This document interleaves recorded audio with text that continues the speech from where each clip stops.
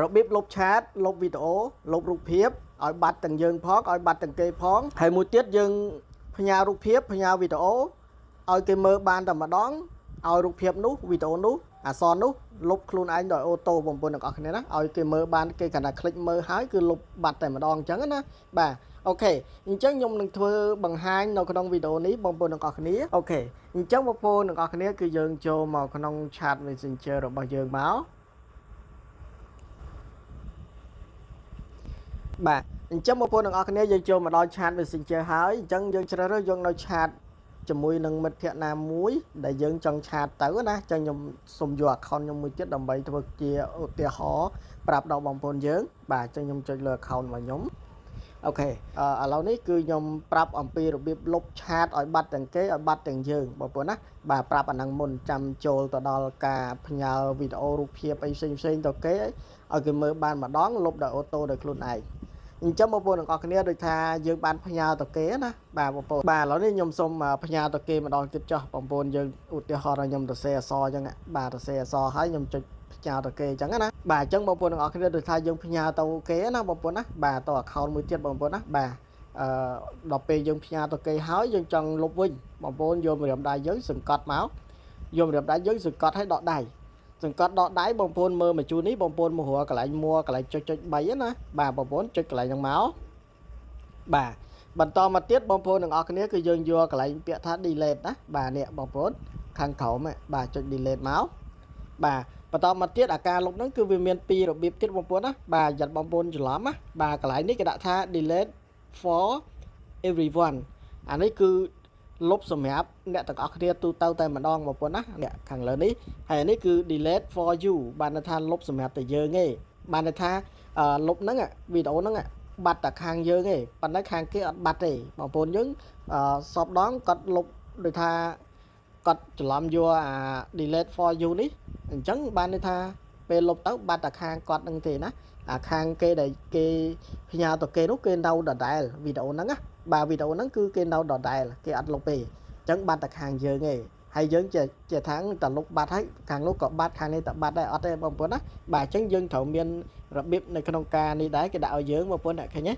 ហ្នឹងហើយអញ្ចឹងបងប្អូនចង់លុបឲ្យបាត់ទាំងយើងផងបាត់ទាំងគេផងបងប្អូនយកខាងលើនេះណាបាទ delete for everyone បងប្អូនណាអញ្ចឹងបងប្អូនចុចយកខាងលើនេះមកធុងសម្រាប់ហ្នឹងចុចលើហ្នឹងមកបាទតមកទៀតបងប្អូននេះលុបទៀតមកយកម្រាមដៃយើងសង្កត់លើវីដេអូហ្នឹងមកបាទបន្តមកបងប្អូនដកដៃហើយបងប្អូនចុចកន្លែងមួនេះមកបាទបន្តមកទៀតបងប្អូនចុចកន្លែង delete នេះមកបាទបន្តមកទៀតយកកន្លែង delete for everyone ចុចលើហ្នឹងមក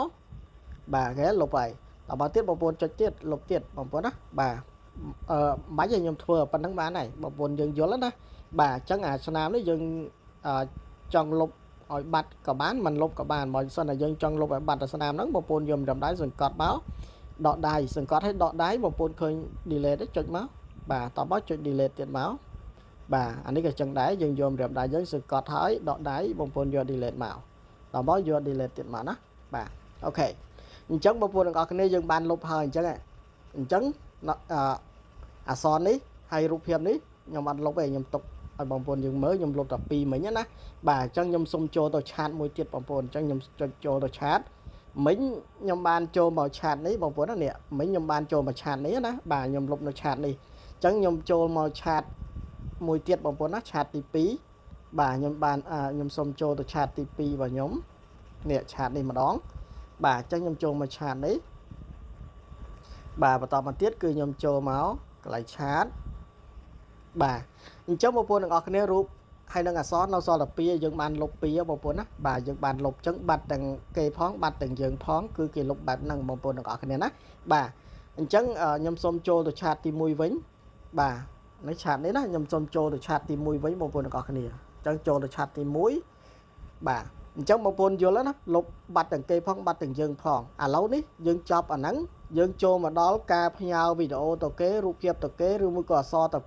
គេមើលបានម្ដងឲ្យវាលុបវិញដោយអូតូបងប្អូនបានថាគេមើលបានតែម្ដងទេអត់អាចមើលបាន2ដងទេណាបាទអូខេអញ្ចឹងមើលបានម្ដងវាលុបដោយអូតូបងប្អូនយើង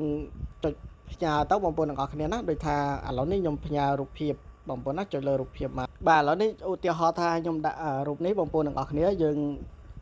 ចុចលើរូបនឹងមក